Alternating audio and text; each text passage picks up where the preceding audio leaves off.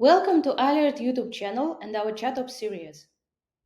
ilert ChatOps features make it possible to manage your incident response right from your chat tool, be it Slack or Microsoft Teams.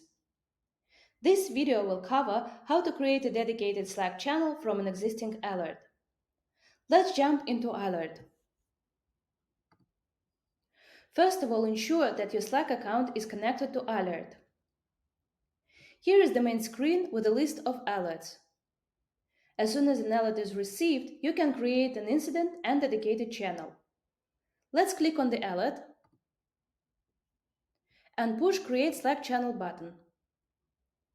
You can adjust the title and choose between private and public options. Now, create Slack channel. Let's open Slack. The channel is created and the alert is there. With dedicated channels, you can keep all incident information in one space and orchestrate the incident without leaving Slack.